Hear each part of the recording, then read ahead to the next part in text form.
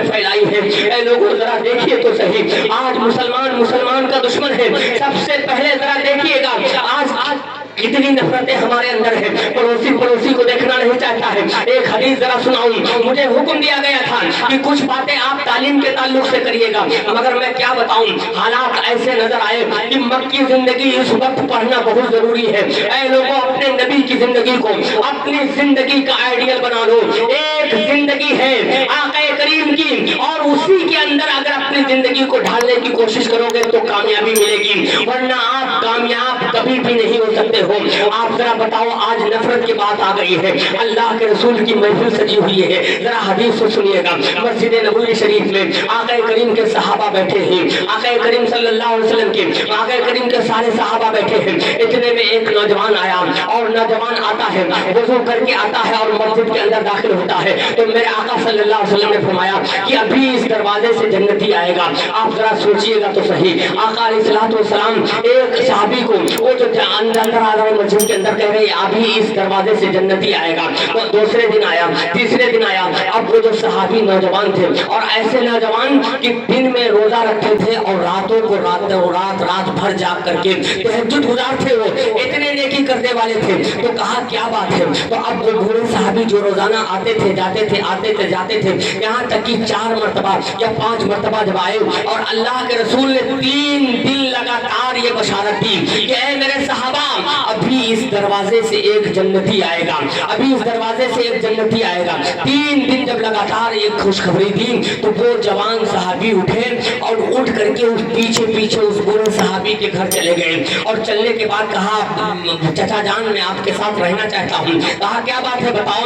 کہا بات یہ ہے کہ آج 3 دن سے لگاتار آقا کریم صلی اللہ علیہ وسلم تمہارے بارے میں کہہ رہے ہیں کہ ابھی اسی دروازے سے جنتی جوان داخل ہوگا۔ تو اے میرے چچا جان میں یہ جاننا چاہتا ہوں کہ آخر آپ کو کون سی نیکی کرتے ہو جس نیکی کی بنیاد پر رسول اللہ نے تمہیں جنتی قرار دیا؟ تو انہوں نے کہا دیکھو ایسے تو میں کوئی نیکی نہیں کرتا ہوں، مگر اگر رسول اللہ نے کہا ہے تو اس کا مطلب تو کچھ ہوگا۔ تو کہا ٹھیک ہے۔ اب وہ نوجوان صحابی آئے، کہا میں تمہارے ساتھ رہنا چاہتا ہوں۔ کہا ٹھیک ہے رہو۔ اب وہ گئے اس کے گھر پہ رہنے لگے، اور وہ جب رات کو سوئے تو رات کو سونے کے بعد انہوں نے جب چادر اوڑھی، کون؟ نوجوان صحابی، اور بوڑھے صحابی بھی لیٹے۔ نوجوان صحابی نے اپنی چادر میں سراغ کر لیا دیکھنے کے لیے کہ آخر دیکھو یہ کون سی نیکی کرتے ہیں جو ہم نہیں کر پا رہے ہیں، جن کی نیکی دیکھ کر کے رسول اللہ نے انہیں جنتی قرار دیا ہے، آخر کون سی نیکی ہے؟ تو پہلے دن سوئے تو آخر میں نہیں، ان کو کچھ نظر نہیں آیا۔ اچھا اس زمانے میں تہجد سب لوگ پڑھتے تھے، تو جب تہجد کا وقت آیا تو وہ اٹھے۔ تو تہجد پڑھنا اس زمانے میں کوئی کمال نہیں تھا، سارے لوگ تہجد پڑھتے تھے۔ یہ الگ بات ہے کہ آج کا مسلمان بلکہ جمعہ ٹو جمعہ سننے میں، جمعہ میں بھی مسجد نہیں پڑھتی ہے، کتنے افسوس کا مقام ہے لوگوں۔ مگر سنیے گا ذرا، آپ دیکھیے گا وہ جوان صحابی دوسرے دن لیٹے، تیسرے دن، چوتھے دن جب جانے لگے تو بوڑھے صحابی نے کہا بھائی کہاں جا رہے ہو؟ آپ آئے تھے تو مقصد تو بتاؤ۔ کہا دیکھیے میرے آنے کا مقصد یہ تھا کہ 3 دن رسول اللہ نے تمہیں جنت کی خوشخبری دی ہے، تو میں نے سوچا کہ دیکھو کون سی نیکی جو چھوٹ رہی ہے میں نہیں کر پا رہا ہوں آپ کر لے رہے ہو۔ تو کہا دیکھو میرے پاس ایسی تو کوئی نیکی نہیں، مگر سنو ایک نیکی ہو سکتا ہے اس بنیاد پر رسول اللہ نے کہا ہو۔ کہا اے جوان سن، جب سے میں اسلام لایا ہوں تب سے لے کر کے آج تک کسی بھی مسلمان کے خلاف میرے دل کے اندر نفرت نہیں رہی ہے۔ اے لوگوں سنو، رسول اللہ نے 3 دن تک لگاتار جنت کی بشارت دی ہے، اور کون سی نیکی وہ کر رہے تھے؟ تو کہا وہ نیکی میری یہ ہے کہ میں جب سے اسلام لایا ہوں تب سے لے کر کے آج تک کسی مسلمان بھائی بہن کے خلاف میرے دل کے اندر نفرت پیدا نہیں ہوئی ہے۔ اب جیسے ہی انہوں نے یہ کہا تو وہ نوجوان صحابی اچھل پڑے، اور ان کی باڈی لینگویج کیا تھی؟ کہا ہاضا ہوا، ہاضا ہوا۔ کہا یہی تو وہ نیکی ہے جس کی بنیاد پر رسول اللہ نے تمہیں 3 دن لگاتار جنت کی بشارت دی ہے۔ اے لوگوں آج ہم کہاں کھڑے ہیں؟ آج بھائی بھائی کا دشمن بنا ہوا ہے، آج بہن بہن کی دشمن بنی ہوئی ہے، آج پڑوسی پڑوسی کا دشمن بنا ہوا ہے۔ تو اے پڑوسیوں سنو، اے مسلمانوں، اگر تم نے ایک دوسرے سے نفرت اپنے دلوں کے اندر رکھی ہے تو اگر کوئی نیکی ہوگی بھی تو وہ نیکی آپ کے کام نہیں آئے گی. آپ بتاؤ ذرا وہ صحابی کہتے ہیں کہ جب سے میں ایمان لایا ہوں تب سے لے کر کے آج تک میرے دل میں کسی کے خلاف نفرت نہیں رہی ہے, مگر آج ہم کس کے خلاف نفرت لیے ہوئے ہیں. اے لوگوں ذرا سوچو تو صحیح, کچھ تو اگر سوچ لیتے. اے میری ماں اور بہنیں بیٹھی ہوئی ہیں, ان کا رشتہ توڑوانے میں آپ شوہر کے ذریعے سب سے زیادہ ان ماں اور بہنوں کا اثر رہتا ہے. آپ ذرا دیکھو, آج ایک رات آتی ہے مغفرت کی رات, وہ شب برات کی رات آتی ہے, اس دن اعلان کیا جاتا ہے آج مغفرت کی رات ہے, مگر لوگوں اس اعلان میں یہ بھی کہا جاتا ہے سارے لوگوں کی مغفرت ہو جائے گی سوائے چند لوگوں کے. وہ چند لوگ کون ہیں؟ نمبر ایک, جو رشتوں کو توڑتا ہے. آپ ذرا دیکھو تو صحیح, اے رشتوں کو توڑنے والوں, قاطع الرحم کے بارے میں میرے آقا نے فرمایا وہ جنت کی خوشبو تک نہیں پائے گا. اے میری ماں اور بہنوں, جس طرح سے تمہارا بھائی تمہیں عزیز ہے اسی طرح سے تمہارے شوہر کا بھائی تمہارے شوہر کا عزیز ہے. جس طرح سے تمہاری ماں تمہاری عزیز ہے اسی طرح سے تمہارے شوہر کی ماں تمہاری عزیز ہے. تمہاری بہن بہن ہے تو تمہارے شوہر کی بہن بھی بہن ہے. جس طریقے سے آج کی مائیں اور بہنیں, اگر آپ سسرال کے اندر اگر بہو بیٹی کو آپ ودا کر رہے ہو تو اے لوگوں اس وقت اگر ماں نصیحت کر دے کہ اے میری بیٹی سنو, آپ حکم بھی شریعت کا یہی ہے, جس دن آپ کی بیٹی صرف قبل تو کہہ دیتی ہے اس دن سے اس کی زندگی بدل جاتی ہے. اسی دن سے شوہر کا باپ باپ ہو گیا, شوہر کا بھائی بھائی ہو گیا, شوہر کی ماں ماں ہو گئی. اے لوگوں ذرا دیکھو, اگر اس طرح سے ہمارا معاشرہ چلتا, اگر مائیں اپنی بیٹیوں کو یہ سمجھاتی کہ اے میری بیٹی آج تم جا رہی ہو فلاں کے گھر, آج سے تم میری نہیں بلکہ میں نے تمہارا نکاح کر دیا ہے, میں اپنی ذمہ داری سے سبکدوش ہو گئی ہوں, اب تم اپنی ذمہ داری نبھانا. تو آج حالات جو ہر گھر جہنم بنا ہوا ہے اس کی وجہ کیا ہے؟ لوگوں آج سکون چھن گیا ہے, اور سکون چھننے کی وجہ کہیں نہ کہیں ہماری بدعملی ہے. اے لوگوں وقت بہت کم ہے, میں بڑی تیزی کے ساتھ بتانا چاہتا ہوں کہ اے لوگوں آج ہمارا حال کیا ہے, آج مسلمانوں کا رویہ کیا ہے. آج دو چیزیں میں آپ کو بتانا چاہتا ہوں کہ اللہ کے رسول صلی اللہ علیہ وسلم, آج ہمارے جلسوں کا حال آپ کو بتاؤں کہ ہمارے ملک کے اندر روزانہ جو جلسے ہوتے ہیں ایک سروے کے اکارڈنگ ان جلسوں کی تعداد 6000 بتائی جاتی ہے. آپ ذرا سوچو تو صحیح, جس ملک کے اندر روزانہ 6000 جلسے ہوتے ہوں, اور سنو ہر سال ایک سروے کے اکارڈنگ 50,000 علماء فارغ ہوتے ہیں. آپ بتائیے جس ملک سے 50,000 علماء فارغ ہوں اور جس ملک کے اندر روزانہ جلسے اہل سنت کے مابین عرس کو ملا کر کے 6000 جلسے ہوتے ہوں, تو ہمیں لگتا ہے کہ کہیں نہ کہیں اس میں تبدیلی آنی چاہیے معاشرے میں. مگر ہم یہ دیکھ رہے ہیں کہ اس طرح سے فصل کی سیرابی کے باوجود وہ رزلٹ ہمارے سامنے نہیں آ رہا ہے. اسی لیے میرے آقا نے فرمایا تھا انما الناس کالابل المعاب, اے لوگوں قرب قیامت ہوگا کہ لوگ 100 اونٹوں کی قطار کی طرح لائن میں کھڑے ہوں گے. یعنی جس طرح سے 100 اونٹوں کو ایک لائن میں کھڑا کر دیا جائے, میرے آقا فرماتے لا تکاد تجد فیہا راحلا, مگر اے میرے امتیوں سنو, اے میرے صحابہ, قرب قیامت ایسا وقت آ جائے گا کہ ایک لائن میں 100 کے اونٹ کے قریب کھڑے ہوں گے, لوگ بھی اسی طرح سے لائن لگائے ہوں گے, مگر ان میں ایک اونٹ بھی سواری کے لائق نہیں ہوگا. اے لوگوں ذرا فرمان رسالت پر غور کرو.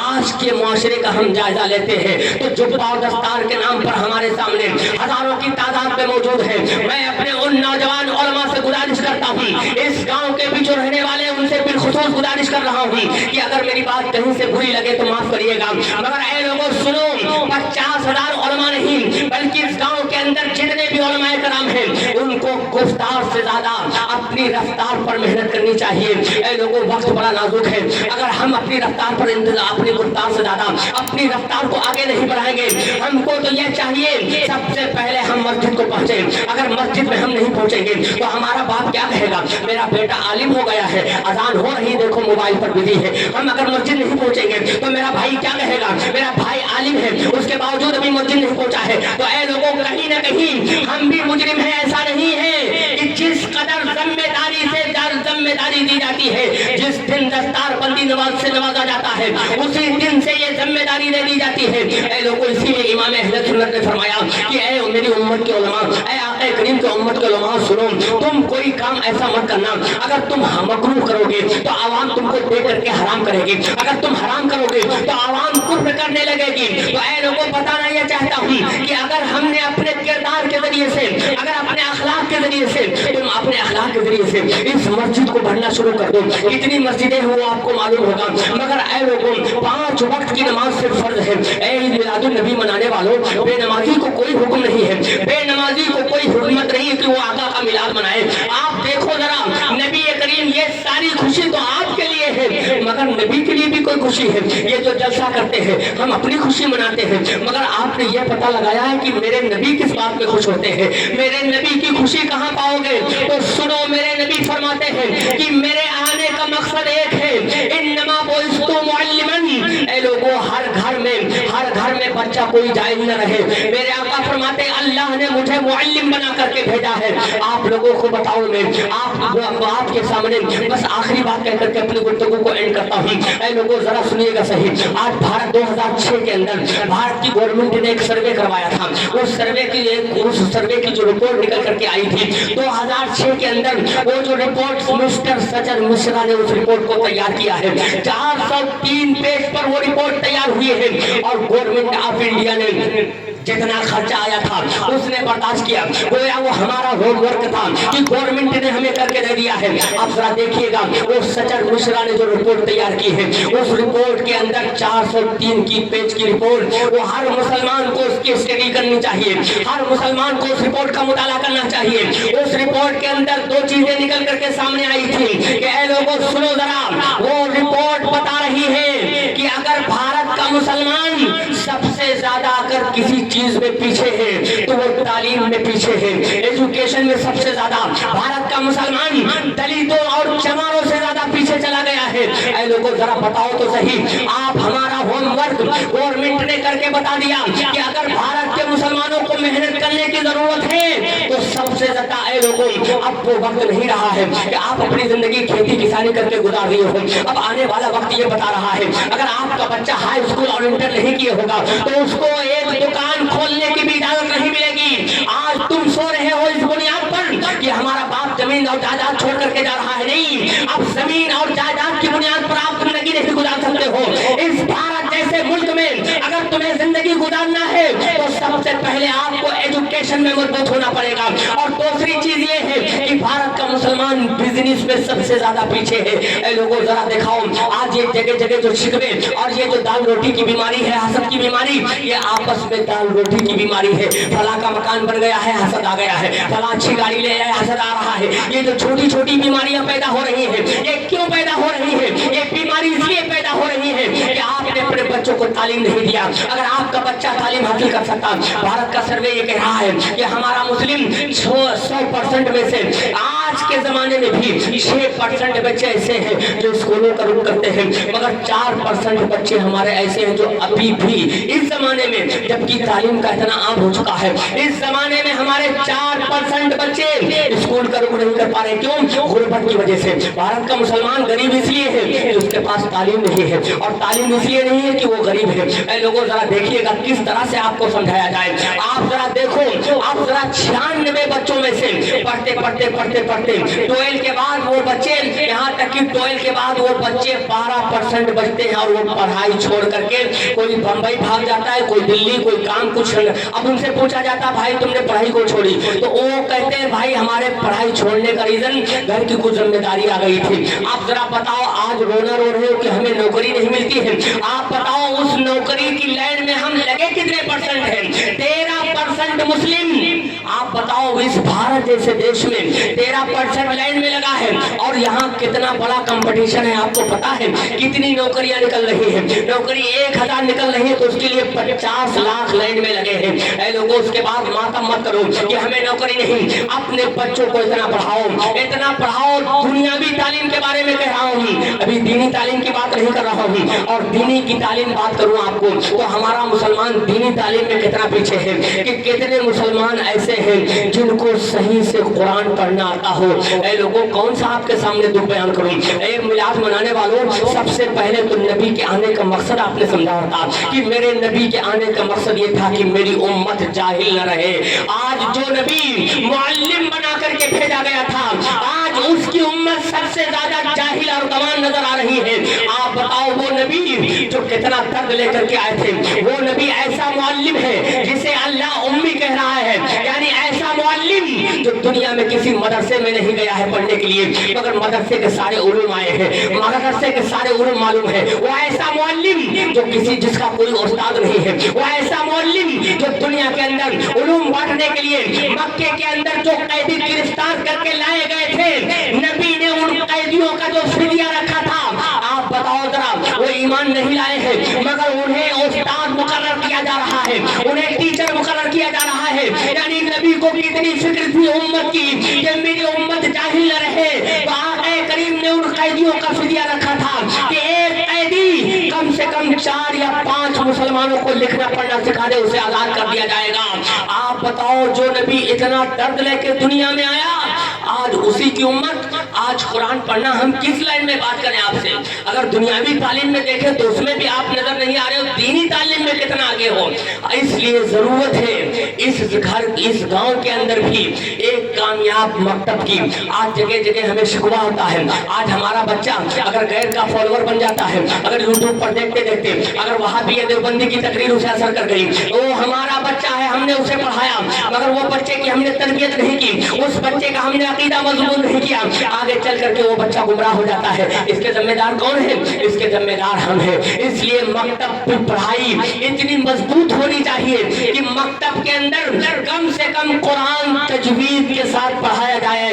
कब तक कितने 99% मुसलमान ऐसे हैं, अगर कुरान पढ़ना आता भी है तो ऐसा कुरान पढ़ते हैं जिसकी वजह से गुनहगार होते हैं। तो ऐ लोगों, अपने बच्चों को अगर पढ़ाना है, और उलमा खराम खास तौर से अपने नौजवान उलमा से गुजारिश करता हूँ कि सबसे ज्यादा इस वक्त इस पर अमल की जरूरत है। अगर तुमने हालात नहीं बदले, कुरान ने ऐलान किया है, जो कौम अपने हालात को नहीं बदलती है, अल्लाह उसके हालात को नहीं बदलता है। और अल्लाह ने कुरान में ऐलान किया, अल्लाह ने कहा अगर तुमने मेरी राह पर चलना छोड़ दिया है तो हम तुम्हें हर से गलत किताब मिटा के रख देंगे। हमारा दीन नहीं मिटने वाला है। इस दीन की हिफाजत के लिए हम उन लोगों से अपने दीन की हिफाजत करवा लेंगे जिन लोगों ने इस दीन को बर्बाद करने का नापाक ख्वाब देखा है और नापाक मंसूबा बनाया है। मगर ऐ लोगों, इस्लाम तो हर हाल में जिंदा रहेगा, मगर तुम्हारे जिंदा होने की गारंटी उसी वक्त ली जाएगी जब तुम अबू बकर के जैसे बन जाओ, उमर के जैसे बन जाओ, उमर इस्लाम और उस्मान गनी और अली और इस्लाम में हसन मुश्तबा के जैसे इनकी गुलामी जब तक आप नहीं करोगे तब तक आप कामयाब नहीं होगे। तो अल्लाह ने तो कह दिया है कि अपने दीन की हिफाजत तो हम करेंगे, मगर मुसलमानों की हिफाजत उसी वक्त की जाएगी जब ये मुसलमान सच्चा पक्का गुलाम रसूल बन जाएगा। इसलिए ऐ लोगों, अपने अपने घर की जिम्मेदारी संभालो। हर बाप से पूछा जाएगा। आका फरमाते कुल्लुकुम राइन व कुल्लुकुम मसऊलुन अन रियतिही। एक बाप और माँ ऐसे नहीं छोड़ दी जाएगी कि हाँ तुमने बच्चों को हमने पढ़ाया नहीं तो कुछ नहीं है। नहीं, बाप से पूछा जाएगा तुमने अपने बच्चे की तरबियत कैसे की है। एक माँ से पूछा जाएगा तुमने अपनी बच्ची को क्या सिखाया है। तो जब सबसे पूछा जाएगा और सब जिम्मेदार हो तो हर शख्स अपने घर की जिम्मेदारी संभाल ले। ऐ लोगों, बड़ा नाजुक वक्त है। अगर आपकी बेटी स्कूल जाती है तो आप किसी पर भरोसा ना करके खुद अपनी बेटी को अपने साथ ले जाइए और अपने साथ घर के अंदर ले आइए। हालात बहुत खराब है, इक़्तिदार बड़ी सेदी के साथ फैल रहा है और एक साजिश के तहत हमारी मुस्लिम बेटियों को बहकाया जा रहा है। तलाक के नाम पर उन्हें बहकाया जा रहा है कि इस्लाम तलाक के नाम पर जुल्म करता है। कभी हलाला के नाम पर बहकाया जा रहा है कि इस्लाम हलाला के नाम पर जुल्म करता है। कभी पर्दे के नाम पर बहकाया जा रहा है। एक दो इशू नहीं है, अगर देशु खोला जाए तो पूरी रात खत्म हो जाएगी। तो ऐ लोगों, नौजवानों, अपनी बेटियों को इतनी मजबूती के साथ तरबियत तालीम के साथ साथ तरबियत देना। बेटी, किसी भी मोड़ पर अगर कोई गैर आपको बहकाने के लिए आए तो बहकना मत। रसूलुल्लाह सल्लल्लाहु अलैहि वसल्लम की शहजादियों, आप सब अपनी अपनी बेटियों को, ये जो आज इज्जत की बात कर रहे हैं, आज दुनिया ये नारा लगा रही है बेटी बचाओ बेटी पढ़ाओ, मगर सुनो मुसलमानों, रसूलुल्लाह ने उस वक्त ऐलान किया था जब मक्के के अंदर बेटियों को जिंदा दरगोर किया जा रहा था। जब मक्के के अंदर अगर औरत का शोहर मर जाता था उस औरत को पति के साथ जला दिया जाता था। अगर मक्के के अंदर किसी औरत को बेवा हो गई तो उस बेवा को भी मार दिया जाता था, मनहूस समझा जाता था। आज ये कह रहे बेटी पढ़ाओ बेटी बचाओ। मेरे नबी ने आज से 1500 साल पहले यही नारा मक्के के अंदर दिया था कि ऐ लोगों, अगर बेटी है तो तुमने परवरिश कर लिया है, तो बेटी की परवरिश पर उसकी शादी कर दो, वो अपने माई के ससुराल चली जाए। तो रसूलुल्लाह ने जन्नत की बशारत दी है। वही बेटी है अगर वो शादी करके अपने शौहर के घर चली गई और वही अगर माँ बन गई है, तो रसूलुल्लाह ने जन्नत को सातों आसमान से ला करके माँ के कदम के नीचे रख दिया है। आज ये दुनिया वाले इज्जत की बात करते हैं, इस्लाम से ज्यादा इज्जत किसी ने नहीं दिया है। इस्लाम बेटी है तो माँ बाप के लिए मग़फ़िरत के जरिया बन गई, वही अगर माँ बन गई है तो आप बेटों के लिए मग़फ़िरत के जरिया बन गई।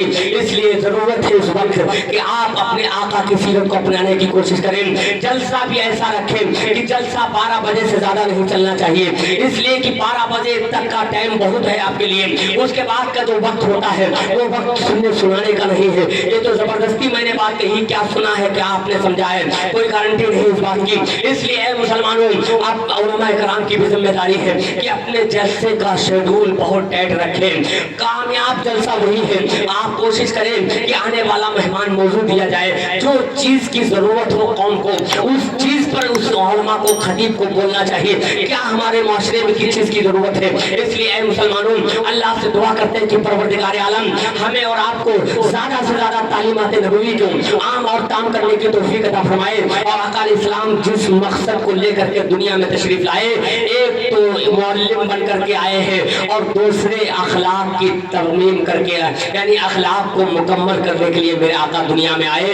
अपना अखलाक ऐसा कर लो ऐ लोगों, अगर कोई आपसे मिले तो लगे कि हाँ मुसलमान से मिल करके आया हूँ। आपके बद अखलाकी की बुनियाद पर आप सब रोड़ा बन गए हो, इस्लाम आज आप लोगों ने बदनाम किया है। मैंने कहा है ना कि खेत की पहचान किसान से होती है, रोड और मकान की पहचान इंजीनियर से होती है, मेडिकल और हॉस्पिटल की पहचान मरीज के सेहत से होती है, और इस्लाम की पहचान मुसलमान से होती है। मुसलमान ही नहीं रहेगा तो इस्लाम पहचाना कहाँ से जाएगा। तो ऐसा नहीं है कि मुसलमान नहीं है, मुसलमान आज पूरी दुनिया में नंबर 2 पर आते हैं। इस दुनिया के अंदर सबसे ज्यादा ईसाई पाए जाते हैं, उसके बाद नंबर 2 पर मुसलमान आते हैं। तो जो सबसे ज्यादा भारी अक्सरियत के साथ जिंदगी गुजार रही हो, अरे बेटा ही तो बाप की पहचान करवाता है, बाप ही अपने बेटे की पहचान करवाता है। ईसा अलैहिस्सलाम इरशाद फरमाते हैं कि दरख्त अपने फल से पहचाना जाता है, फल बता देता है कि दरख्त कितना अच्छा है, फल बता देता है कि दरख्त की तासीर कितनी है। आज हम लोगों ने इस्लाम कैसे पहचानवाया,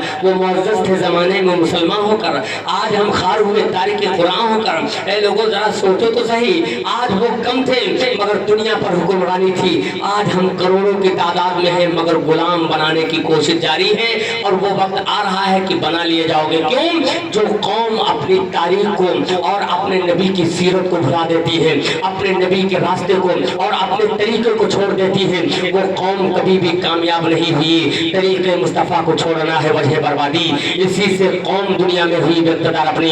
अल्लाह से दुआ करते हैं कि परवरदिगार आलम इस बेरब्त ज़ब्त गुफ्तगू में अगर कोई किसी तरह की कोई गलती हुई है, तमाम उलमा को गवाह बना करके तौबा करता हूँ। अस्तग़फिरुल्लाह रब्बी मिन कुल्लि ज़ंबिन व अतूबु इलैह। ला इलाहा इल्लल्लाह मुहम्मदुर रसूलुल्लाह सल्लल्लाहु अलैहि वसल्लम।